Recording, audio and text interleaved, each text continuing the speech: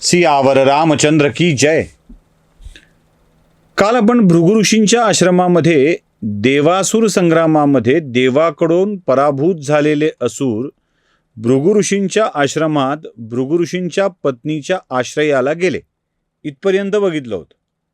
जी कथा काय होती, जेव्हा सुमंत्र आणि लक्ष्मण यांचा संवाद सुरू आहे, सुमंत्र एक कहाणी सांगतोय की हे सगळं दुर्वासानी सांगितलं तसं होत आहे, म्हणजे सीतेचा त्याग वगैरे या सगळ्या गोष्टी.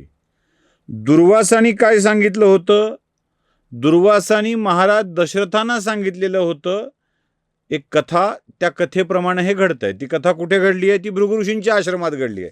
कथेत कथा, कथेत कथा, असं मध्ये मध्ये पुढे पुढे पुढे सरकत जाते. ही म्हणजे मूळ प्रसंग आहे लक्ष्मण आणि सुमंत्राचा. लक्ष्मण सुमंत्र सांगतोय की दुर्वासा बोलत असताना मी ऐकलंय. हे का घडतंय? सीतात्याग वगैरे दुर्वासा बोलत असताना मी ऐकलंय. दुर्वासानी महाराज दशरथांना वशिष्ठ ऋषींच्या आश्रमात जी कथा सांगितली होती ती कथा तुला मी सांगतो. भृगु ऋषींच्या आश्रमामध्ये एकदा देवासुर संग्रामात पराभूत झालेले राक्षस आले आणि त्या राक्षसांना आश्रय दिला भृगु ऋषींच्या पत्नीने. भगवान विष्णूला भृगु ऋषींच्या पत्नीने आश्रय दिला हे कळलं. ज्या राक्षसांनी उत्पात माजवलेला आहे, ज्या राक्षसांनी त्रास दिलेला आहे, ती राक्षस भृगु ऋषींच्या पत्नीच्या आश्रमामध्ये आश्रयाला गेली. हे कळल्यावर संतप्त झालेल्या विष्णूंनी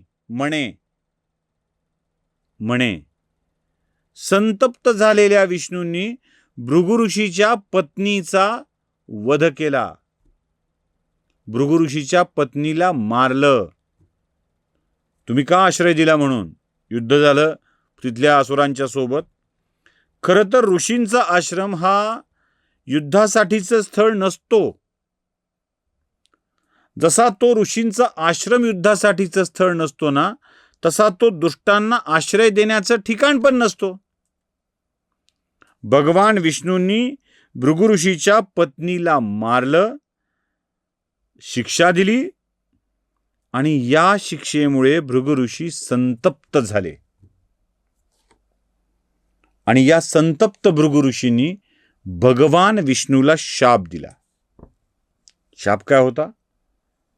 माझ्या पत्नीचा दोष नसताना, आश्रयाला आलेल्या व्यक्तीला तिने शरण दिलेले असताना, तिने तिचा शरण देण्याचा धर्म पाळलेला असताना, हे भगवान विष्णू, आपण माझ्या पत्नीचा वध करून, पत्नीला मारून या पापाचे धनी तर झालेले आहातच, ऋषीपत्नीचा वध करण्याच्या पापाचे धनी झालेले आहातच, पण मला पत्नीचा विरह आपल्यामुळे सहन करावा लागतोय. या अपराधाची शिक्षा म्हणून मी तुम्हाला शाप देतोय. शाप हाय की तुम्हालाही मृत्युलोकी जन्म घ्यावा लागेल आणि या मृत्युलोकात तुम्हाला मिळालेल्या पत्नीचा विरह तुम्हाला सहन करावा लागेल. तो सतत सतत सहन करावा लागेल. हे लक्षात ठेवा. हे भृगु ऋषींनी दिलेला शाप आहे. आता या शापाला भृगु ऋषींनी शाप दिलाय म्हटल्यावर तो शाप अंमलात यायलाच हवा. तो खोटा ठरत नाही. आणि तो खोटा ठरत नाही म्हणून भगवान विष्णूंनी देखील हा शाप स्वीकारला. भगवान विष्णूची शालीन रूप बघून भृगु ऋषी म्हणाले, देवा, मी रागाच्या भरात शाप दिलाय खरा, पण काय करू? मंदस स्मित करत भगवान विष्णू भृगु ऋषींना म्हणाले, भगवन ऋषीवर्य, आपण दिलेला शाप हा मानव जातीच्या कल्याणासाठी, सृष्टीच्या कल्याणासाठी मी वापरायचं ठरवलेलं आहे.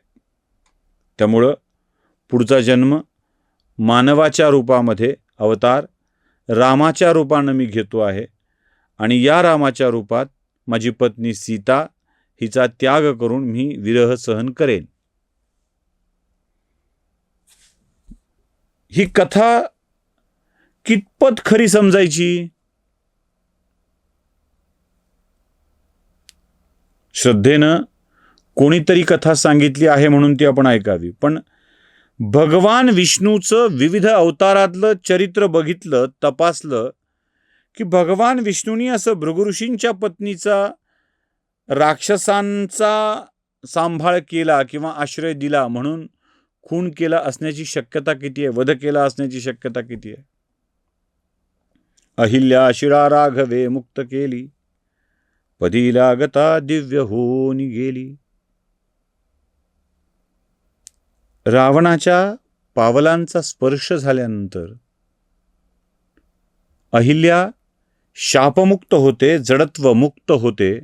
तिचं जडत्व निघून जात असेल तर या रामाच्या, या राघवाच्या विष्णू अवतारात एखाद्या स्त्रीचा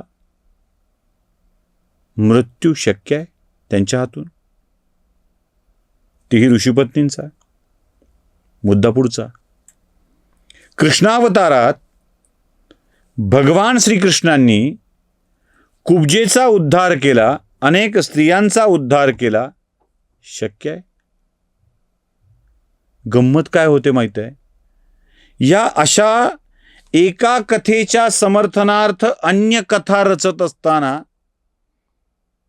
आपापल्या मनाने ज्या कथा तयार होतात, जे तोंडात आलं ते सांगितलं जातं आणि ते खरं वाटावं यासाठी ऋषीमुनींचा आधार दिला जातो. म्हणजे जिथे सीतेचा त्याग ही कथाच मुळात खोटी असते, तिथे या त्यागाबद्दल सुमंत्र आणि लक्ष्मणाचा संवाद पहिलं कथानक तयार करण्यात आलं.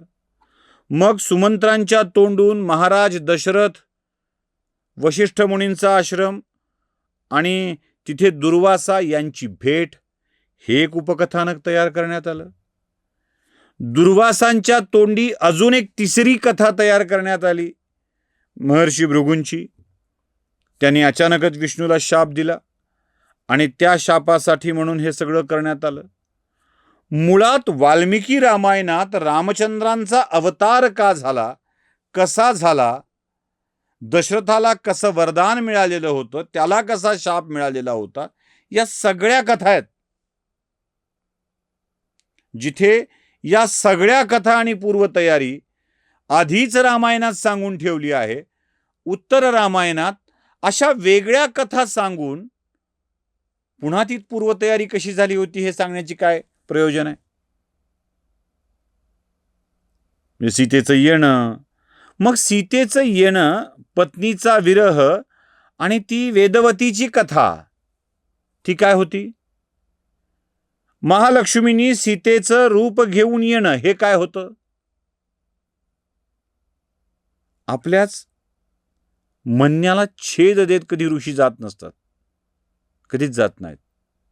त्यामुळं महर्षी वाल्मिकींनी रचलेली ही सगळी कथा पुढे त्यांच्याच हातून वेगवेगळ्या शक्यतांचा उल्लेख करत जाईल का, हा माझ्या मनात पडलेला प्रश्न आहे. मी त्या कथेला खोटं म्हणत नाहीये. वाल्मिकी एक कथानक आधी रचतात, ते सांगतात आणि त्यालाच वेगळं एकदम कॉन्ट्रास्ट अशा स्वरूपाचं कथानक कसं सांगतील. प्रश्न आपलाय, विचार आपण करायचा आहे. प्रश्न मी उपस्थित करतोय माझ्या मनातले, मी सांगतोय, मी दावा करत नाहीये, मी फक्त सांगतोय. मग अशा कथांचा आपण सत्यता मांडून रामचरित्रावर आक्षेप येईल असे विषय का करायचे. असो, सुमंत्रांनी सांगितल्यावर लक्ष्मणाला बरं वाटलं की चला हे विधात्यानं ठरवलंय त्याप्रमाणे होत आहे. लक्ष्मण सुमंत्राला घेऊन अयोध्येमध्ये परततोय, रामचंद्रांच्या महालामध्ये येतोय. रामचंद्र तिथे आसवं ढाळत बसलेले आहेत. पुन्हा एकदा मी काय केलं, हे मी सीतेला का सोडलं, असा विचार रामचंद्रांच्या मनामध्ये येतोय. आणि लक्ष्मण त्यांचं सांत्वन करून सांगतोय, आपण फार आता विचार करू नये, जे होईल ते उत्तम होईल. रामचंद्रा, राज्यकारभार सुरू करावा. पुढे काय होतंय ते बघूया पुढच्या भागात. सियावर रामचंद्र की जय.